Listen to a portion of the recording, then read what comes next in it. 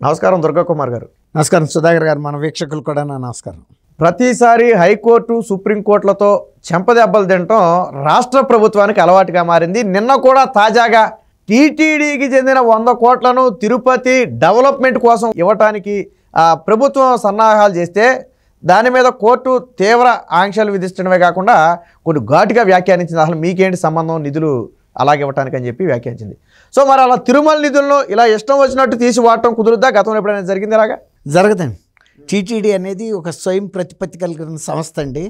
అది ఏ ప్రభుత్వానికి కూడా దాని మీద ఆధిపత్యం చేసే అధికారం లేదు. ఆ తిరుపతి శ్రీవారి నిధులు కూడా వేరే అవసరాలకు ఉపయోగించే అవకాశం కూడా లేదండి. తిరుపతి దేవస్థానకంటూ కొన్ని నియామకాలు ఉన్నాయండి. ఆ నియమాల ప్రకారమే తిరుపతి నిధులను ఉపయోగించాలి తప్ప తిరుమల లోపల శ్రీవారికి సంబంధించిన ఆస్తుల విస్తరణ కానీ, భక్తుల వస్తువుల సౌకర్యానికి కానీ, లేకపోతే భక్తులకు వితరణ చేయటానికి కానీ, అంతవరకే కానీ, పౌర సదుపాయాలకు సంబంధించినంతవరకు కానీ, లేకపోతే ప్రభుత్వ అవసరాలకు సంబంధించి కానీ శ్రీవారి నిధులు తీయటం అనేది గతంలో కూడా ఎప్పుడు లేదు. అటువంటి రూల్స్ కూడా ఎక్కడ పర్మిట్ చేయవండి. ఇంకోటి ఏంటంటే తిరుపతి అనేది ఒక మున్సిపల్ కార్పొరేషను. అనేక కార్పొరేషన్లో తిరుపతి కార్పొరేషన్ కూడా ఒకటి. అయితే తిరుమలకు సంబంధించిన ఫండ్స్, తిరుమల కొన్ని ఫెసిలిటీసు టీటీడీ దేవస్థానం ద్వారా కొంతమంది తిరుమల పౌరులకు అందే విధమైన రూయా లాంటి హాస్పిటల్స్ అవి పెట్టారు. పద్మావతి హాస్పిటల్ ఇలాంటి, లేకపోతే యూనివర్సిటీస్ ఇలాంటి. అయితే అది టీటీడీలో దేవస్థానం వారు దైవ కార్యాల కోసం వినియోగించేది. అది ప్రజోపయోగం కూడా అయితే అవ్వచ్చు. అంతే తప్ప డైరెక్ట్గా శ్రీవారి నిధులను తీసుకెళ్ళి మున్సిపల్ కార్పొరేషన్కి ఇచ్చి దాని ద్వారా పౌర సదుపాయాలు కల్పించడానికి ప్రభుత్వ నిబంధనలు కానీ దేవస్థాన నిబంధనలు కూడా అనుమతించవండి.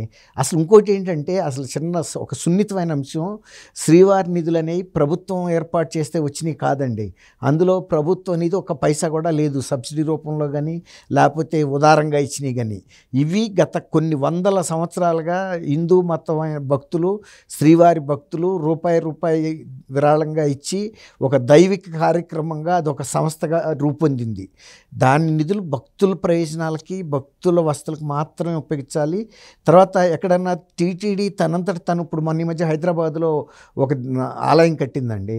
అట్లాగే అమరావతిలో కూడా ఒక పెద్ద ఆలయం కట్టడానికి నిర్ణయించారు. అవన్నీ కూడా తిరుమల దేవస్థానం పర్యవేక్షణలో ఉంటాయి, స్వయం పర్యవేక్షణలో. అది వాటి బ్రాంచీలే తప్ప ప్రభుత్వానికి సంబంధం లేదు.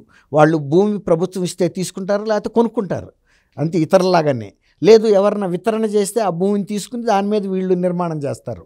కానీ ఆ నిర్వహణ మాత్రం, దేవస్థాన నిర్వహణ ఖర్చులన్నీ కూడా టీటీడీ నుంచే వస్తాయి. అట్లా వాళ్ళ సంస్థలకి ఖర్చు పెట్టడానికి తప్ప ప్రభుత్వానికి బదిలీ చేసే పరిస్థితి ఉండదండి. అందువల్లే ఒక తిరుపతి చెందిన వ్యక్తి ఒక పబ్లిక్ ఇంట్రెస్ట్ లిటిగేషన్ వేసినప్పుడు గౌరవ హైకోర్టు చాలా ఘాటు వ్యాఖ్యలు చేసింది. అసలు ఈవోకి ఏమి లోకల్ స్టాండీ ఉంది అంటే, ఆయనకేం అధికారం ఉంది అంటే, టీటీడీ నిధుల మీద దానికి ఒక కమిటీ ఉంటుంది. ఆ కమిటీ కూడా ఇష్టం వచ్చినట్టు నిర్ణయాలు చేయడానికి లేదండి. మనకి కాన్స్టిట్యూషన్ ఎలా ఉంటుందో విత్ ఇన్ ద కాన్స్టిట్యూషన్ లాగానే తిరుపతికి కూడా టీటీడీకి ఒక కాన్స్టిట్యూషన్ ఉంటుందండి. బోర్డు కూడా ఇష్టానుసారంగా మేము పాస్ చేశాం కాబట్టి ఇవ్వమంటే ఇవ్వరు. ఆ నియమాలకి అనుసరించి ఇస్తారు, లోబడిస్తారు. అట్లా కనుక ఇవ్వకూడదన్న చాట కనుక వీళ్ళు మేము తీర్మానం ఆమోదించాం అన్నా సరే ఈవో రిజెక్ట్ చేయొచ్చు. ఫలానా నిబంధనకి ఇది వ్యతిరేకంగా ఉంది. ఈవో అని ఆయన ఎట్లా అంటే చీఫ్ సెక్రటరీ ఎలాంటి ఆయన అలాంటి ఆయన అండి. అది క్యాబినెట్ ఏదన్నా ఆమోదం చేసినా కూడా ప్రభుత్వ నిబంధనలకి, రాజ్యాంగానికి లోబడి ఉందా లేదా అని సిఎస్ చూసుకోవాలి. అంతేగాని కౌన్సిల్ ఇప్పుడు నన్ను ఉరి తీయమని ఇచ్చింది అనుకోండి, సపోజ్ క్యాబినెట్ తీయటానికి వీల్లేదు. క్యాబినెట్కి అధికారం ఉందా లేదా అనేది ఫస్ట్ చూడాలి. న్యాయస్థానం ఇవ్వాలి. నేను ఏదైనా తప్పు చేసి రుజువైతే నన్ను ఉరి తీసే అధికారం న్యాయస్థానానికి ఉంది. కానీ క్యాబినెట్ మేము మంత్రులు, ముఖ్యమంత్రులు అని ప్రజలు ప్రాణాలు తీస్తామంటే ఒప్పుకోరు. సిఎస్ కూడా అది చూసుకోవాలి. అంతేగాని క్యాబినెట్ ఆమోదించింది కాబట్టి దుర్గా కుమార్ని తీసుకురండి ఉరి తీయండి అంటే సిఎస్ ఎగిరిపోతాడు. సిఎస్ కూడా ఉరే పడుతుంది. నీ క్యాబినెట్కి ఈ హక్కు లేదని రాయాలి అక్కడ. అది గౌరవ న్యాయస్థానాలకు ఒక్కళ్ళకే అధికారం ఉందండి. దాన్ని రద్దు చేసే అధికారం కూడా గౌరవ రాష్ట్రపతికి ఉందో తప్ప ప్రధానమంత్రికి కూడా లేదు. అందుకే ఈవోని పెట్టింది అక్కడ. అంతేగాని 100 కోట్లు ఇచ్చి ఇవ్వమని మంజూరు చేయటానికి కాదు. ఎట్లా మంజూరు చేస్తాడు? ఈవో అనేది ఒక ధర్మకర్త లాంటి ఆయన ఆ నిబంధనలు అనుసరిస్తున్నారా లేదా అని చెక్ చేయడానికి పెట్టిన వ్యక్తి. అని శాంక్షన్ చేయడానికి కాదు. మీరు అర్థం చేసుకోండి సుధాకర్ గారు, శాంక్షన్ చేయడానికి ఆయనకు అధికారం లేదు. ప్రతిదీ కూడా టీటీడీ పరిపాలక మండలి ఉంటుంది, బోర్డు మెంబర్స్ ఉన్నారు, వాళ్ళందరూ అర్హులా కాదా అనే తర్వాత మాట. ఈ అనర్హులు కూడా ఇలాంటి వాళ్ళు టీటీడీ బోర్డులోకి వస్తారనే వాళ్ళు దానికి సమాంతరంగా ఒక నియమాలు రూపొందించారు. టీటీడీ నిధుల యొక్క వాడకం దేనికి అనుమతిస్తారు, దేనికి అనుమతించరు అని. ఇలాంటి బోర్డు మెంబర్స్ వచ్చి ఇష్టానుసారం వాళ్ళ ఊళ్ళో రోడ్లు వేయటానికి, బ్రిడ్జీలు కడటానికి, మురికాలువలు తవ్వటానికి కూడా తీసుకెళ్ళిపోగలరని అట్లాంటివి అనుమతించాల. కాబట్టి ప్రభుత్వం నిన్న కోర్టు అదే అందే, మీరు శ్రీవారి నిధులతో తిరుపతిలో చెత్త ఎత్తుతారా? అదే అన్నా. ఇప్పుడు శ్రీవారి నిధులు అనేది దానికి ఒక పవిత్రత ఉంది. అవి భక్తులు కష్టార్జితం చేసి శ్రీవారి మీద ఉన్న ప్రేమతో కానుకలు, నిలువు దోపిడీ కూడా ఇస్తారండి కొన్ని కోరికల కోసం. అట్లాంటప్పుడు కొన్ని వందల కాసులు ఇచ్చేసిన వాళ్ళు కూడా ఉన్నారు స్వయంగా. అట్లాగే కొంతమంది కొన్ని వందల ఎకరాలు శ్రీవారి మీద అవి భక్తితో రాసి ఇచ్చిన వాళ్ళు ఉన్నారు. కొన్ని బంగ్లాలు రాసి ఇచ్చారు, చాలా ఇచ్చారు అట్లా. అందుకే ఇవాళ ప్రపంచంలోనే ధనికమైన ధార్మిక సంస్థల్లో శ్రీవారి దేవస్థానం కూడా ఒకటి. ఇప్పుడు రోమన్లో పోపు ఎట్లాగో అంత బలమైన శక్తి. హిందూ అనేది చాలా పరిమితమైన సమాజం, కానీ ఇంత పరిమితమైన సమాజంలో కూడా అంత ధనవంతమైన ఒక దేవస్థానం ఉందంటే ప్రజల విశ్వాసం అది. ఆ విశ్వాసాన్ని మనం అమ్మటానికి మనం ఎవరమి? ఇప్పుడు ఈవో గారు ఉంటే ఆయనకి సొంత ఆస్తి ఉంటే రాయాలి ఏదన్నా, అంతే తప్ప తిరుపతి దేవస్థానంలో కొన్ని వేల కోట్లు రిజర్వులు ఉంటే ఉండొచ్చు. దాన్ని ఎట్టా ఉపయోగించాలో అట్టాగే ఉపయోగించాలి. దాని మీద వచ్చే వడ్డీతో అన్నదాన కార్యక్రమం చేస్తారు, ప్రతిరోజు ప్రసాదాల వితరణ జరుగుతుంది. తర్వాత ఆమె ఉంది కదండి అన్నదాన సత్రం, మొన్న ఫుడ్ కూడా సరిగ్గా పెట్టలేదని వెంగమాంబ సత్రం, దాన్ని చక్కగా నిర్వర్తించకుండా చెత్త భోజనం పెడతా తీసుకెళ్ళి నిధులు అక్కడ ఇచ్చుకోవటం ఏంటండి? కమ్మటి భోజనం పెట్టాలి కదా, భక్తులు భోజనం కోసం వస్తారా? ఎంతంత దూరాల నుంచి ఈయన మీద విశ్వాసంతో వస్తారు. వచ్చిన వాళ్ళకి మంచి భోజనం ఒక్క పూట ఉంటారు వాళ్ళు ఉండేది. మళ్ళీ దానికి తోడు మీరు పెట్టే భోజనానికి 100 హుండీలో వేస్తారు నమ్మకంతో. అట్లాంటిది ఆ భోజనాలే అంత పెడితే కుక్కలు కూడా తిన్న రకంగా ఎంత పబ్లిసిటీ అయింది, తిరుపతి దేవస్థానానికి ఎంత అప్రతిష్ట అండి.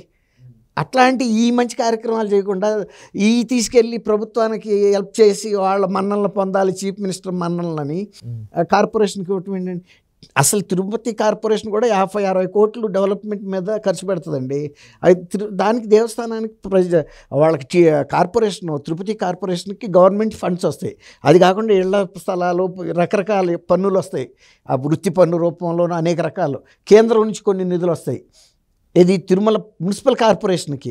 ఆ కార్పొరేషన్ నిధుల్ని దానికి ఉపయోగించాలి తప్ప ఈ టీటీడీ పక్కనే ఉంది కదా అని ఇక్కడి నుంచి కూడా ఒక పైప్ లైన్ వేసి కార్పొరేషన్కి పెడితే మిగిలిన వాళ్ళు కూడా అడుగుతారు, మాకు కూడా డైరెక్ట్ పైప్ లైన్ వేయమని అన్ని కార్పొరేషన్లో. అప్పుడు ఏం చెబుతారండి?